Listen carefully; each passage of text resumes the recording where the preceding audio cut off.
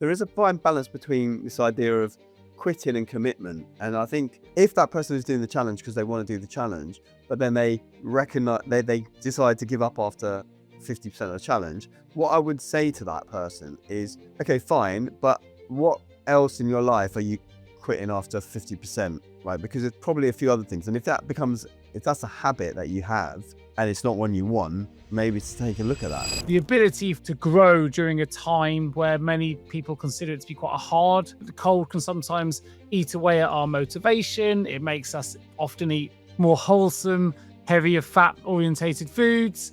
There's a winter arc that kind of goes over the top of this, which is the idea that even in the colder months, well, this is the time to commit to a goal. Let's grow through the months, and rather than just survive and go through the month. Nicholas, how you doing? I'm good, Harry. I'm good. I fancy talking about something today which might catch you a bit off guard, but it's kind of an ironic subject. But otherwise, mate, I'm good. I'm good. I'm slowly but surely coming out of my funk and my COVID and my ear infections and everything else. And I'm getting very excited about the fact I'm going away on holiday soon with my wife. And my mum's coming up to look after the kids. So get a bit of a rest and recuperation, which kind of aligns with what I want to talk about today as well. So yeah, I'm in a good space. How are you? Well, I'm good. I'm just looking at my at myself on the screen. I go, I actually look quite fresh, but I'm looking fresher than I feel.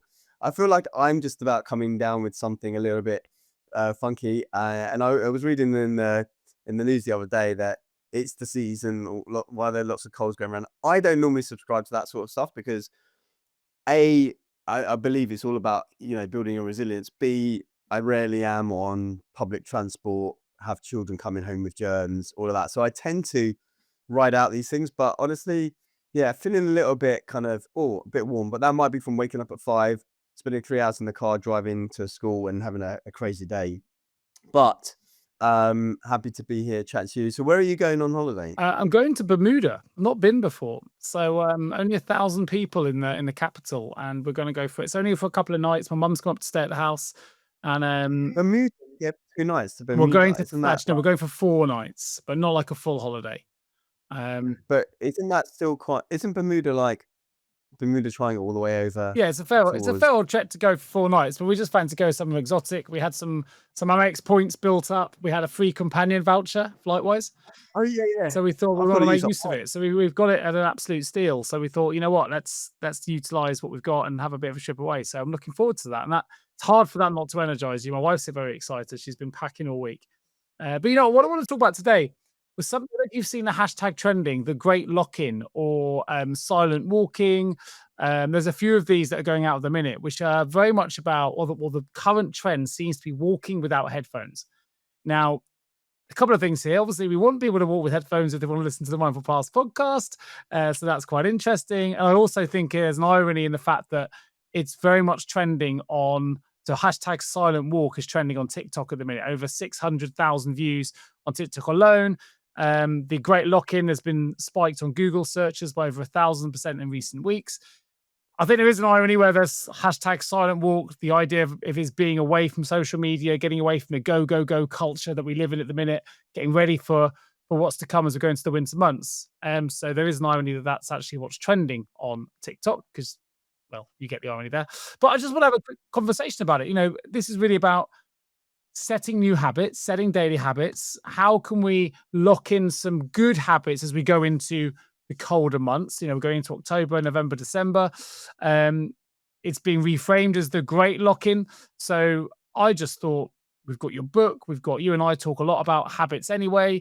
We know there's no one size fits all rule book. Perhaps, I think walking without headphones is a good way of, we talk a lot about being grounded, about not always being distracted by outside influences. But at the same time, we also talk a lot about maximizing our time by doing more than one thing at once, washing up while doing calf raises or whatever else. So I thought there's a few things here to unpick. Yeah, I don't know if you're up for talking about your view on hashtag silent walk or hashtag great lock-in, but Yeah. I mean, I honestly, when you say hashtag lock-in, my mind immediately goes to when I used to be a pub drinker back in the day, probably like 30 years ago, we used to have pub lock-ins. yeah, Did you I remember ever that. You go? know what? I was in one last week with two of my friends from A levels. We had a reunion last Friday, and we ended up in a lock-in in the first pub that ever served us underage.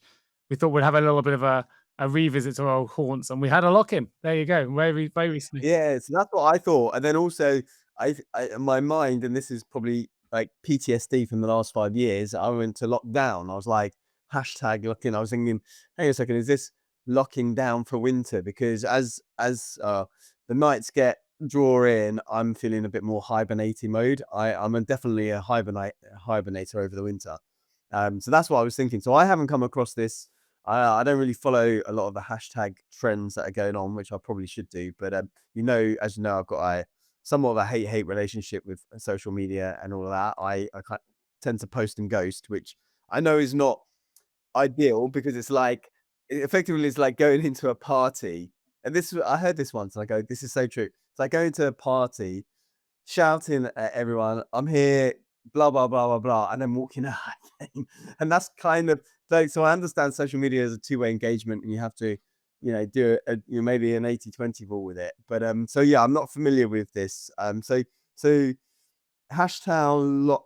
Well, you've got great lock-in. You've got also it's been called on social media. I did a little bit of research, not extensive, I'll be honest, but they've called it the winter arc, which I believe borrows from the idea of a character arc. The idea of it being a colder season. So the ability for those that are on TikTok channels and anywhere else to grow during a time where many people consider it to be quite a hard period. We know that the cold can sometimes eat away at our motivation. It makes us often eat more wholesome, heavier fat orientated foods.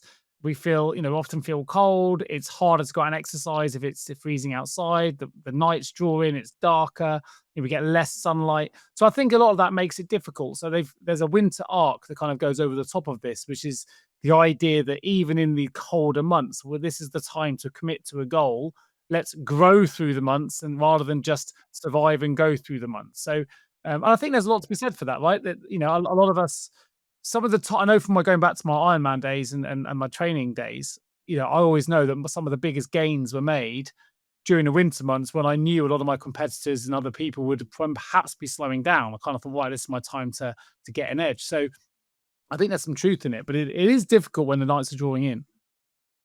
Yeah, I think something to jump on there where you were talking about building habits. A lot of the time, people do think about New Year as a time for forming new habits, and I think actually any time, right? Because New Year, you set yourself up, I think, largely to fail, because there's a lot of pressure on it and lots of other people talking about it. So doing it on a weird, like just decide on a Tuesday in October to start your new habit, fair enough. I Also think means you can go go for into it. the new year with some momentum, right? So if you are going to have a new resolution, now's a chance to start kind of preparing the micro habits that might enable you to stick to those greater ones once those resolutions come out. So it's interesting as well that you talk about, so you were talking about going for like a walk without your headphones on and So everything. And hashtag actually, silent walking is the yeah, TikTok trend, so 600,000 so views.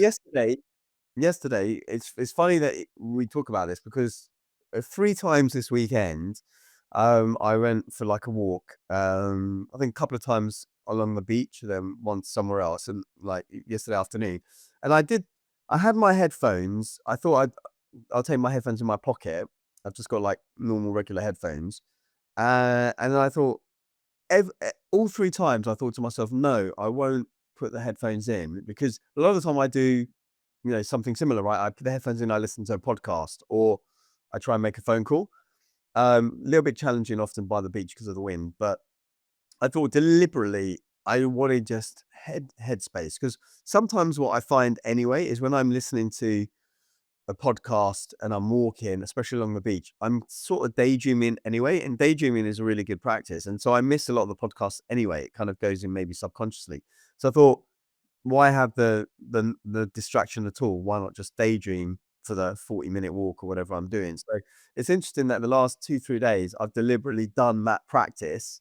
And I do it from time to time anyway, but I didn't realize maybe I'm picking it up in the super Maybe, conscious mate, maybe mind there's a that bit of Darren Brown going on, right? Even somewhere in your yeah, subconscious. it's Carl Jung says, like, the collective unconscious, because I honestly didn't know, but it was a deliberate stop at the door, go, "Actually, I'm not gonna put my headphones on. I'm gonna just be quiet and be with myself."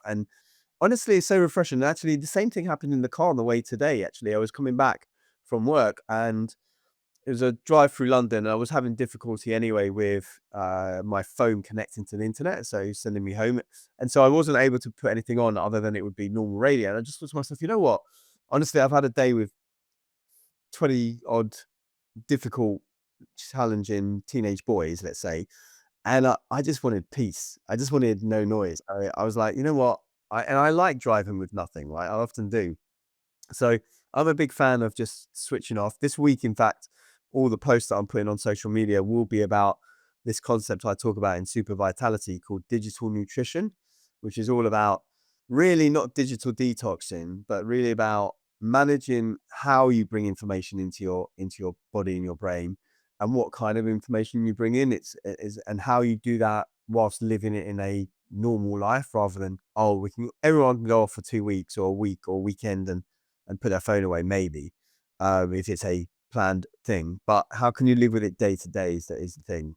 That might be the habit to form Yeah, for I people. think the silent walking is just one of the many great lock-in examples. It doesn't have to be that. I think the idea of, if I understand it correctly, and please, listeners, correct me if I'm wrong, but I think the idea of this winter arc, that sort of character growth, if you like, during the harder months, the silent walking is one of those. But it's the idea of committing to habits, which could be related to wellness, finances, routines that often we don't commit to. It's kind of taking that. Oh no, we talk a lot about mindfulness, and the what, starts with awareness. So having an awareness of what's the thing that I really want to start working on, and it's, I guess it's seen as a softer alternative. So perhaps some of the harder challenges that are out there. There's no really fixed rules.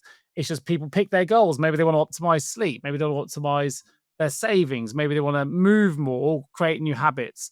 The idea is that between September and December, it's almost that pre-preparation to that New Year's resolution you mentioned earlier of, let's start small, start doing some things now, and you may just start with a social, not so, a social media detox by walking without headphones and walking silently. That could be one of the many steps that people start to take. It's interesting as well because, as you know, I think you might even be in it, but I've got that group that I've had for about 4 or 5 years on WhatsApp, the 100 challenge group. I'm not sure if you're in it or not, but okay, so it started probably, I think, 2018 or 2017, and where the challenge was 100. I think the first one was like 100 push-ups a day for 100 days, and then the next challenge was 100 squats a day for 100 days, and so on. And we've got maybe like 50 people in the group. But the most recent challenge was, I haven't I've been a bit haphazard with it the last year or two, and someone else came up with a challenge. But what I'm trying to do now is reassess how I do the challenges, because 100 days, right, just over 3 months, most people drop off, right, in my experience with these It's a long challenges. time. And It's a so long time. it's a long time, and it just it sounded nice, right? 100 push-ups a day for 100 days, and the first challenge, like, we had loads of people, and all they do is they put, like, a 100 emoji in the group when they've done it, and that was it. There was not really a huge amount of chatter, and I posted a few videos of how to do different types of push-ups, and how to stagger it, and how to support your back muscles as well.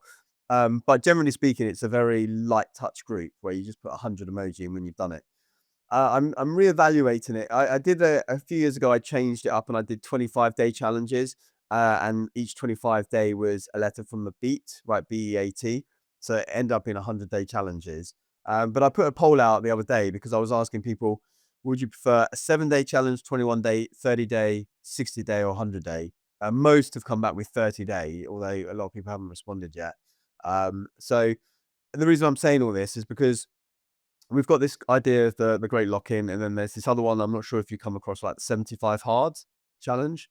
Uh, yeah, and it feels like I get it. Like, 4 months is a long time. Now, I'm not sure if within this challenge you're supposed to be doing something the same lock-in for 4 months. The idea with a habit, of course, as you know, is maybe you are doing it for, like, 30 days, but just like when I started doing my gratitude log in 2011, I did a 30-day challenge, and then 15 years later, we're still doing it, right? Yeah, so for me, I think the key is, if you're going for longevity in terms of the habit, is to make the habit itself small, right? So, like, walking without headphones could be a small step in that direction. Um, yeah, so I think the key would be starting small. And normally what I say with the habits in the group is that not, and I think James Clear says this as well. I call it in my super vitality book, forgive but don't forget, which means forgive yourself for being less than perfect when you don't do it every day, but don't forget about the habit altogether. So let's say you've done Monday, Tuesday, Wednesday, Thursday, you miss Friday, and you go, oh, sod it, I might as well skip Saturday and Sunday and just start again on Monday. The idea with forgive, don't forget is you forgive yourself for missing Friday, but you don't forget about it entirely until Monday. You go back onto it on the Saturday. And in our group, the idea of the challenge to meet the challenge is that you don't miss more than one consecutive day with the thing. And I think then, there's and then it's, there's pluses and minuses for me in those kind of challenges. I think if you're as a let's say you've got a weight loss target, you want to get fit for I don't know, some holiday coming up or whatever, going back a bit. I think those challenges are quite good because they keep you motivated. You've got like an accountability to the group. You don't, you need sometimes that external crowd motivation can be helpful. But you often find that once you've done the thing at the end of it, it doesn't sustain, right? So I think the only thing people need to be mindful of if you're doing 100-day ones is don't do it if it's challenging your own internal values, like if you just because you're worried what other people might think. And I think you can have that. I think you can have an all of nothing mindset as well. If where you mentioned like don't do too much because you can burn out if the rules are too rigid, and you can start to have it almost social withdrawal as well. If you feel like you've committed to something publicly and you're not sticking to it, and you start skipping, as you mentioned, that forgive not forget idea, people will start to withdraw if they feel like they've lost face or they're unable to stay on plan. I think that pressure, that comparison, that performance culture, which I love on some hand, but also I've been part of it. I know how hard it can be to break away as well. I'd be mindful of what you're trying to do. So I quite like the idea of, as you say, the micro habit changing, using the winter months to doesn't have to, if you want to start walking without music or in silent, that's fine. If you want to do it every day, that's fine. But if you only do it 1 day a week, 3 days a week, the odd walk, every fifth walk, whatever, like pick the frequency that you think is most achievable and most gonna have the biggest amount of benefit. Because as you say, they're the ones that are most likely gonna last longer term. yeah, I think also, when in the super vitality, I have a section on habits and creating those habits and about how to sustain them.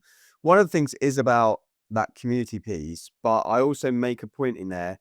It kind of really depends, right? So like if you're putting it out to the wider public and it's in a supportive framework and environment, then that's a good idea. If you're putting it out to the wider public and people are gonna not be supportive or say, "Oh, what are you doing trying to run a marathon, whatever," then that's not gonna work for you. So the point is you have to be careful on how you I approach don't know these. if that's always true. You can have the most supportive group in the world, but sometimes if you've got all that support, it can be even harder to break away from something you actually don't want to do. Then feel like you're letting everybody down. No, I'm saying if you do wanna do it, right, if you wanna, like, yeah, I You mean, want to do it, but we all want to do things. It's whether or not it's sustainable, right? So what I'm saying is, if something you want to do with that workload you end up doing, you can't sustain it, so you end up feeling like a failure. It ultimately becomes counterproductive. And you could be really supportive for me, Harry, but I might go, oh, I don't want to let Harry down, but I've done 20 days. I'm not enjoying it anymore. I don't want to do it. They're really supportive. They've been so kind. Now I feel guilty. Now, that's what I mean. So support's I always mean, good, I but get that. I think for me, like, if I was in that case, right, let's say you've done 21 days and it's whatever, 50-day challenge, and you're going through, I don't wanna do it, I don't wanna, I don't like this, whatever. I don't wanna let Nick down or I I'm reminded of, I don't know, a quote that I use with my students all the time, right? "How you do anything is how you do everything." And I don't wanna sound harsh here, but, like, for me, there's a T-shirt I remember seeing, and I liked it, and I should have bought one. I'll probably get one, and it's just said, "Because I said I would." And it's this idea where you're doing the thing because you said you would, and this idea of building that discipline, and the reason, and we've talked about this before, is that when you break a promise to yourself, you tend to lose a little bit of self-esteem each time because you realize you're not the kind of person that follows through with things. There is a place for quit, and I wrote a blog post many, many years ago about the benefits of quitting, right? That sometimes, you know, like sometimes I do this with books. I'm reading a book and I'm thinking to myself, I'm not getting the value out of this, right? And I used to have this obligation to try and finish the book, and now I don't. I'm like, you know what? I'm halfway through. That's enough. I realize it's not the right book. because then I'm getting stuff back. So there is a fine balance between this idea of quitting and commitment. And I think if it's something you want to do, right? Like if I wanted to finish that book, then I should finish that book because I wanted to finish that book, but I didn't really want to finish that book. If that person is doing the challenge because they want to do the challenge, but then they recognize they decide to give up after 50% of the challenge, what I would say to that person is, okay, fine, but what else in your life are you quitting after 50%, right? Because there's probably a few other things. And if that's a habit that you have and it's not one you want, maybe to take a look at that. I think there's an element So of truth in what you say. I think it depends on circumstance, like anything. It's that question of when does discipline become tyranny in your own life, right? So, when I'm coaching clients, when you say yes, what are you saying no to? And when you say no, what are you saying yes to? I might say yes to a particular playing. I'm into playing paddle 3 times a week for the next 20 weeks, whatever, right? And I realized that in doing that, as much as I may enjoy it and as much as I may want to do it, actually, that is now having an impact on how much time I can spend with Leo and even my kids or whatever. Now I've got a really supportive paddle community. I'm making this up at the moment, but let's say I do have a supportive paddle community, to be fair, but this example isn't true. But let's say I did, and they were like, "No, keep coming. I've got a playing partner that relies on me because you play in twos." You've got that pressure then where you go, "It's not serving me. I want to keep the habit, but I probably want to come down to 1 day a week. But if I was to do that, then my playing partner, can't compete in the league or whatever goes on." So suddenly then it comes out of alignment with your values. My value is I want to be more for my children over the value of me having fun. And I think that's an example of where discipline can become tyrannous. You start, the yeah, awareness of the I don't difficulty of know if letting that's people down. It's sometimes it can cause harm, again. but it can come from a good place. Again, it comes to this point. I don't think that's necessarily an example of discipline. I think that's an example of priority. And I think the difference or the differentiator there is it's where someone wants to, let's say you wanted to play that paddle 3 times a week, but you're not, right? Because I don't know, it's cold, it's wet, Netflix, whatever. I wanna be there. And you're using something as an excuse. That's what there's Yeah, that difference there there is a rather than, difference. It's what I okay, call busy you know. bravery, which I talked to you about before. We Yeah, find something so, else to I mean, do and going back to justify the it with. whole challenge stuff, I mean, the other thing, and it's interesting you talk about, the short-term stuff, right? People wanna lose weight because they wanna look good for the summer or whatever the example was you gave. I was flicking through my first book, The Thought Gym, and my 3rd chapter is Why Diets Don't Work. And one of the core principles I give in that chapter is because of this very reason, right? Let's say you've got 6 weeks to get ready for a wedding or 3 months to get ready for a bodybuilding show. And so what happens is you do that and you commit to for 3 months and you get into the shape you want.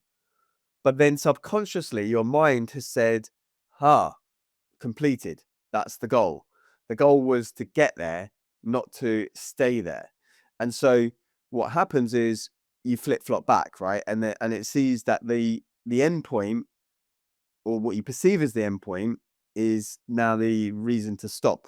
Whereas actually the end point is really the starting point, is what I tried to get across, is that your starting point is that wedding, or your starting point is that bodybuilding, or whatever the thing is, if you want to make it a long-term habit, because then your brain is not tricked into, is not committing to finishing once you've reached the goal. That's the big challenge. And the other thing I say when it comes to goals or habits is they should really, I think, be more process orientated rather than outcome orientated. You have a lot of outcome orientated goals. I think you have process ones as well, but a lot of your goals are do the Ironman in less than 10 hours, right? Do this thing, whatever. They're outcome driven goals. Process driven goal would be, waking up daily at 6 o'clock or something like that, where it's the activity itself is the goal rather than the end point. And I think that they're better because the reality is you live in process. The outcome is fleeting. It happens. And then you go on to the next one. And you're similar, right? You go on from one challenge to the next challenge, to the next challenge, to the next challenge, because you're more outcome goal Yeah, but orientated, I I wouldn't think, than disagree process. with the fact I've got a lot of outcome. I've definitely got both. The outcome ones are the ones I probably discuss most publicly. I think what's interesting, you mentioned the weight loss one, and I mentioned it earlier, when you want to get fit for a holiday or whatever, is I think a lot of these trends, particularly, it's going to be the Gen Zs and those that are driving these TikTok trends and things anyway. But are you doing this because you're following momentum, or and you actually want to do it because it's something that's really core and part of something, that person you want to become, or are you doing it because of the trend? I remember the pouring the water over the top of your head. A lot of people, it started as a charitable thing, right, from a really good cause, but ended up being a trend. A lot of people didn't want water poured over them, but felt like they had to do it just to be fitting in with everybody else, and they had to keep nominating, and it kind of kept it alive for a bit. But I know a lot of people really did not want to do an ice bucket over their head, but did so anyway. And a lot of people did it without any kind of contribution to charity either, just because they wanted to be part of the trend. I think a lot of it, if you use and this is what I think gets interesting, and also where it gets difficult. Even if you've got a diet challenge, I want to lose so much weight. Often it's still only a surface level motivation, because you mentioned the self-esteem element earlier. It's because we're not comfortable with something else that leads us somewhere. If we think about I don't know if this is true, but let's think about the trend at the minute for silent walking. I think it'd be more productive if people weren't doing that because of the trend and it was hashtagging, but actually they did it because, you know what, I'm not happy with how much time I spend on social media. I'm not happy with how that's making me react, how present I am with my family, with my friends. I'm too distracted by it. I don't want to be that person. So I'm going to follow this small goal, this micro habit that's trending, not because I want to be part of the trend, although it's a great lever for me to start doing it, but because I actually want to start breaking free from something that I think is harming me. And I wonder how many of these goes to that level of depth, and that's still not even that deep. If you think about Well, the weight well, loss I'll one, it's because we want to feel good, often for external validation or on ourselves, but there's usually something much deeper at play, and they're the harder ones to really unlock. I mean, what I would say, a couple of things. One, when you're talking about the ice bucket challenge, reminded me of that 21-day push-up challenge. I think I saw a video recently of me because I nominated you when I came to St Albans Yeah, and I I did the remember I did it push-ups with and you in stuff. St Albans. Yeah, yeah, yeah. Yeah, and then I think I nominated you to do it. I think I did those 21 days, but the thing with the trends or the fad or whatever you want to call it, where you're saying, no, you should do it because you want to do it. Yes, I agree. And at the same time, it's the fad or the trend that is highlighting the desire to do it. Because you're not gonna hear the trend and do it just because everyone else is doing it necessarily, especially not with like a silent walking thing, right? But what you are gonna do is bring that awareness. And again, what I call the habit transformational model that I've got in the Super Vitality, it has 7 stages to transform in a habit, and they all begin with the letter A, but the first one is awareness. And so that awareness that challenge is bringing onto you to say, oh, actually, you know what? I do want to spend less time on social media. I do want to spend less time on, a busy head or whatever it might be when I'm walking. That's a good thing, I think. I think you're right in saying, you shouldn't do it just because everyone else did it. And actually, for me, I'm a bit of a contrarian. So if everyone's going left, I want to go right. Right. And I've always been that way. I don't like follow. And as you know, right, whenever you guys are all going for dinner on the things, I'm going to go somewhere else, right? I'm not going to necessarily go to dinner and eat what I don't want to eat just to hang out with people. So I don't mind doing that, like being a contrarian. But um, I think this trends can help bring people into that habit, like, and it's also about community, right? So a big part of social existence is feeling like you could do something together. And actually, Gary Brecker was talking about something the other day, and I didn't do it in the end because I had the same thought as you're putting across right now, which is, so he's doing a 3-day water day challenge, water fast challenge. Actually, you do a lot of water fasting, maybe you'd be up for it. I think it started already. I think it starts like today or tomorrow. I haven't looked into it too much because I thought I'm doing lots of workshops this week. I don't want to start a water challenge. But I also thought to myself, you know what? I can just do that myself. But then I also thought I could, but I haven't done. Right? I haven't done a 3-day water challenge so far. And being with other people in the same boat as you Yeah, it's helps. tribal. I mean, Yeah. you put words I didn't use, by the way. So you said that just because of the trend, you shouldn't do it. That's not what I said. I just have. I would argue that that's not the point I was trying to make either. The point I was trying to make is we need to do it with awareness. Are we doing the silent walking because of the trend, or are we doing it with the awareness of actually this is how it's going to benefit me because we're not looking at who we're going to become? I think trends, the positive things about trends, and whether it's the push-up challenge we did or the ice bucket, by the way, I did both of those, is they do urge doing. They make you want to do something, and that can be the beginning of a habit. It can be a start of achievement towards an external goal. Um, and I think that's important, right? And if you're doing silent walking, well, that's good. That's walking without outer input. you can lean into that contrast as well, which is really, really handy. So it's definitely not about you shouldn't do it. I think the key for me is do it with the awareness of your why. I mean, as a coaching thing I've talked about before, the 5 whys. When you do anything, try and go 5 layers deep. I'm doing this because, what's my why? Well, my friends did it. Well, that's level 1. But why does that matter to you? Well, I don't want to be left out. I don't want to be seen as the one person not doing it. Okay, well, why is that important to you? Because actually, I sometimes struggle to fit in. I want to try and find my tribe. Okay, well, why is that important to you? Well, actually, at home, you can go deeper and deeper. I think if you go that deep and still want to do the trend anyway, fantastic. But I think then you're much more likely to stick to it because you're not silent walking because of the hashtag you're able to post at the end of it. You can still do that, of course, and that's great. You can still be part of it. But actually, it goes a little bit deeper for you. And that gives you a much higher chance of sustaining, the micro habit into something longer once you really understand with awareness and the why of why it's important and why I want to do it. Then that's when things can last over a longer period of time. So I'm definitely not saying you shouldn't do it just because it's a trend. And I'm as can be as contrarian as you, but I think don't just do it equally just because it's a trend. Like just try and go a little bit deeper. I think a couple of years ago, there was coming out of Mind Valley 2 years ago. I remember one of the girls she had with her team. I can't remember what the hashtag was exactly, but it's something like if there's no selfie, it didn't happen type thing. And it was that you took a selfie of you after you been to the gym or something. So I joined in. We have it on Uh, Strava, mate. If it's not on Strava, it didn't happen, right? If you're into fitness, yeah, that so I will joined resonate in with for a a lot of my few listeners. weeks because I've because I felt I go to the gym or do something anyway most days. So it's not like I'm doing something extra, but I didn't need it to motivate me to do the gym, but I just did it because I wanted to maybe, connect with more people, feel like part of a group. But then after a point, I was thinking, actually, you know what? I just I don't wanna get my phone out and take a photo after every workout. I don't wanna I actually detest a lot of the time.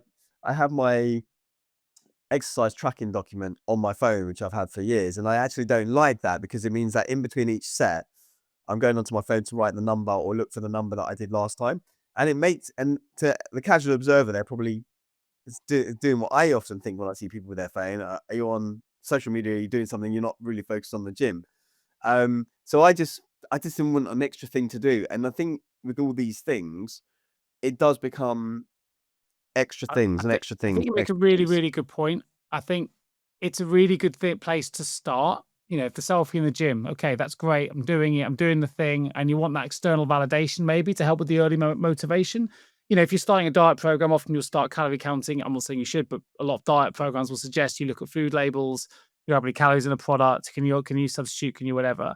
If we use the Strava example, I used to be, I still in the group, but we used to have something we called Strava Wars, where we'd try and see you could do. It was from Sunday to Monday to end of Sunday, and you had to everything had to be uploaded. We'd have be uploading runs. I'm not kidding. At 11:55 p.m. on a Sunday to try and get 1 meter or a couple of meters ahead of of the league table to win the league, and you have to post it. So it can start healthy and then become unhealthy. So by the end of it, if you're in that diet position, you can spend the next 10 years still obsessing around labels. And it's supposed to get into a good habit. So you don't need to, is the point. Learn the better choices so you know what bad foods are in and then break away. For Strava, I lost the passion for running.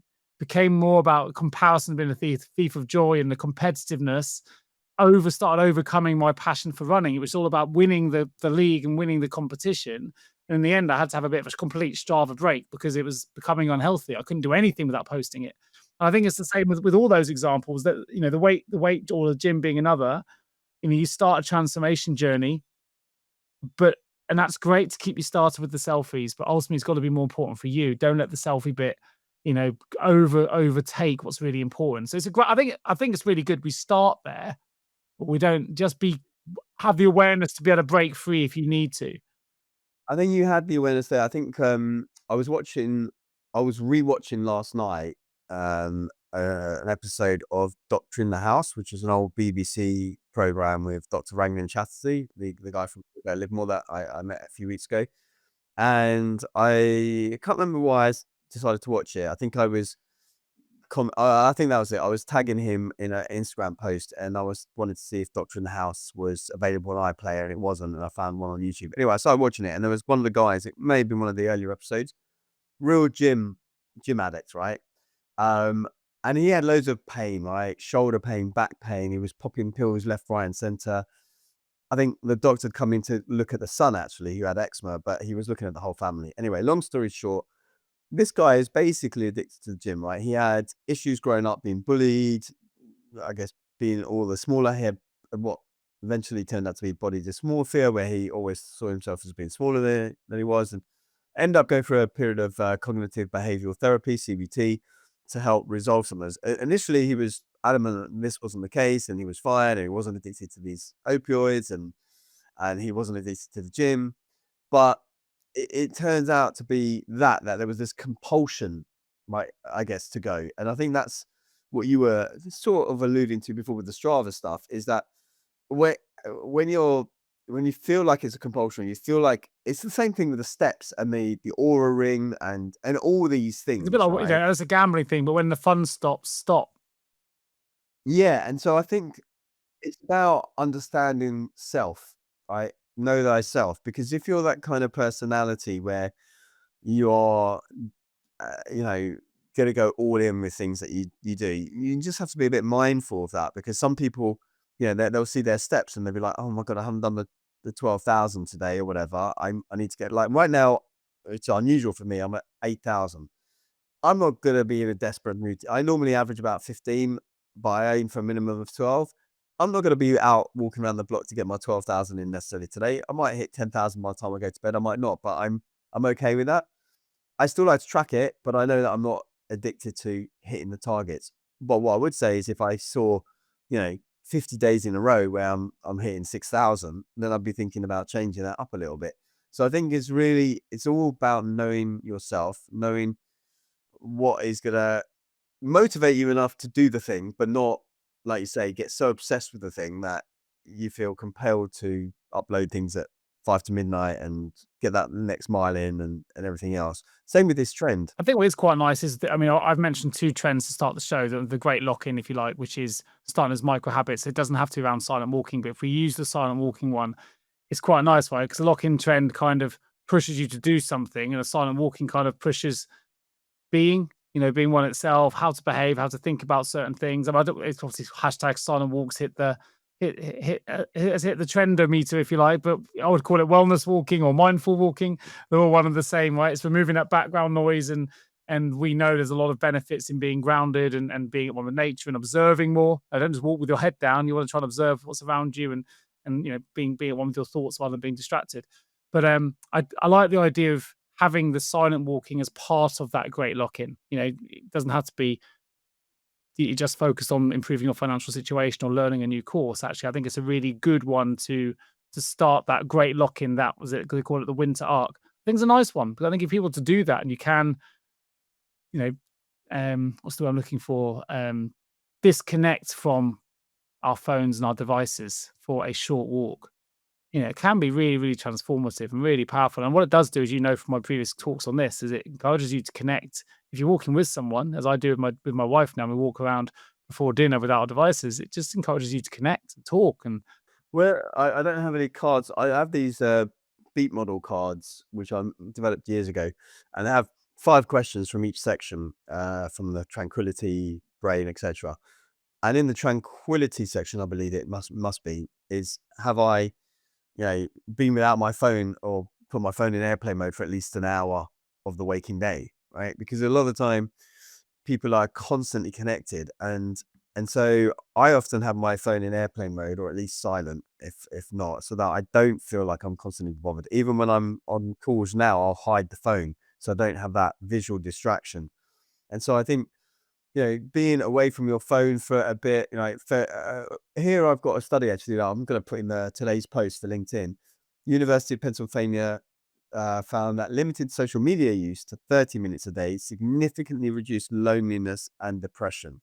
But the average adult spends over 6 hours a day on screens, excluding work. And that's the same with teenagers, and they're, overloaded, hijacks your dopamine, increases anxiety, wired and tired, all of that sort of stuff, which we know. So I think having because sometimes people go for a walk to decompress. but they try to maximize that time by listening to podcasts like I often do. Or they And I don't know what realized else that to do, Harry. We've got to a place where people that are uncomfortable with that silence. They don't know how this to is fill what I'm that thinking time. today, actually. So as I was coming back in the car, I told you before I had a problem with the internet, so it wasn't hitting the ways and I went silent. And luckily I had the nav system within the car to get me home. But then I thought to myself, I was bringing myself back to how it used to be. You probably were driving, with the A to Z, and I was thinking, how did I used to get around places? I used to almost like memorize the route, write it down on a A4 piece of paper, put it on the passenger seat. And I was just thinking there's a whole generation of people who have no idea about that, just like they've no idea about rewinding a videotape to return it to the video store Only and all having of 4 this. channels and having to wait till your show, whatever it is, Or winding down a window in the car or pressing the lock to lock the door and not have all the locks I do all simultaneously. And so I was thinking about that today because I was thinking we've kind of lost, that ability to do anything without the phone because the phone has become so critical. And sometimes I deliberately, I go and say to the post office, I'm queuing up, and I'll deliberately have it in my pocket, right? And not get it out for those 3 minutes I'm waiting or and actually, I've got to say, sometimes it feels a lot quite uncomfortable. But I'm like, "Hang on a second, what am I doing?" Right? I'm wasting time because I have 3 minutes in the queue. I could be maximizing doing something else or being distracted.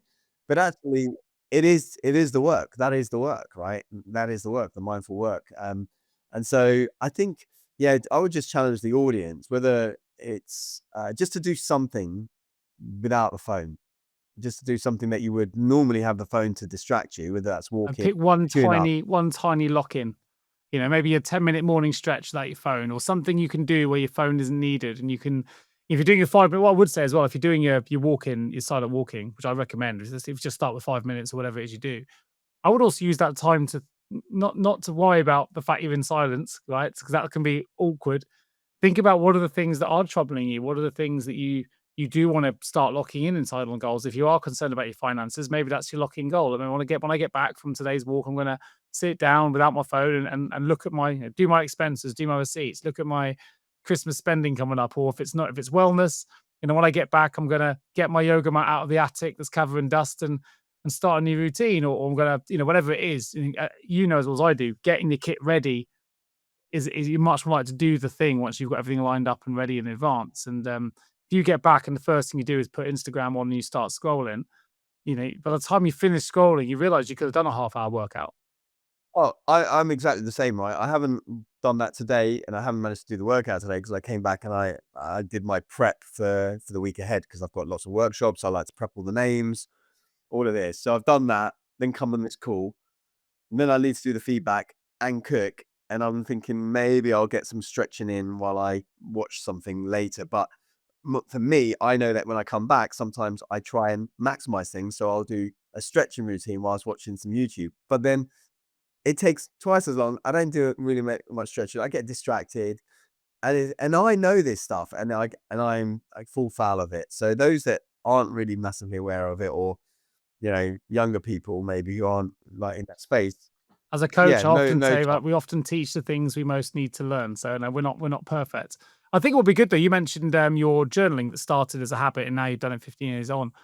This is a great opportunity for our listeners to start a short journal. Commit yourself to 5, 7 days, whatever it is, to lock in the support that you need or what you're trying to push in or whatever it is, and you know, find out if you are doing some silent walking. Did it reveal anything unexpected? How are you feeling more nourished? Are you further ahead than you thought you would be with your Well, lock in? actually, I mean, talking about tracking it, so I mentioned off air that I bought that, the Kirk Life stuff, cumin stuff, and in the sheet that also I said, Comes with a tracker, doesn't it? Yeah.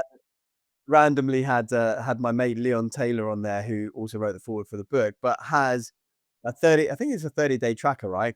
Where it says like energy levels, pain or inflammation, scale of 1 to 10, are you taking it or not, right? I love that, by You the take way. it. I think A, it shows real confidence in their product, and B, I wasn't expecting. I think I mentioned to you that it comes with that tracker. I swear by the product. I had 3 days off it, and I've instantly got the aches coming back, and I'm back on it again now. So hopefully I feel a bit better tomorrow. So I wasn't necessarily gonna use it because I thought I'd leave it for my mum, but then it's a bit tricky because when I'm not here, will she even drink the product? Probably not, and then track it. But maybe I should do it instead and see what I notice. But to be fair, I was going to use my ring as a because I just want to see HRV if that changes. I'm not sure what else would change, to be honest. From an inflammatory point of view, I don't even know if it would affect the HRV. But I don't feel too bad at the moment, so I'll be curious to see whatever else. I think the best thing would be having like a CRP test, which had recently when I did some bloods. So maybe tracking that in 3 months' time and get another CRP and see what happens there. I think it's called a CRP, inflammatory If test. people are But interested anyway, what we're talking about here, it's a curcumin supplement called Kirk, and it yeah, liquid extract. yeah, Yeah, and they seem that apparently they found a new way of really getting maximum dosage to benefit the body. And if you're over 40, as me and Harry both are, and you start to really feel like the aches and pains are coming in when you don't expect them to, and it's a little bit tougher to get in out of bed or to climb the stairs or go on top and do whatever. I have found since taking the product that I'm those aches and pains are just I'm not they haven't gone, but they're way better. And if I stop taking it, they return. It's really good for reducing internal inflammation in the body. And look, I haven't measured it like you probably will, but I can feel it.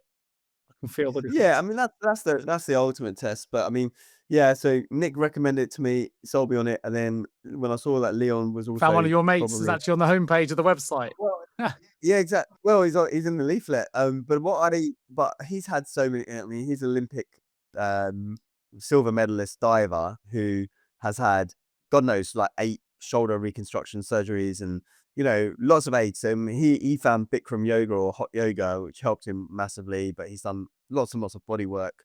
And so for him to also two people who are probably the elitist athletes I know, right? Yourself and him, both using it and recommending it was enough Yeah, for me to for you give to it give it a a go. yeah.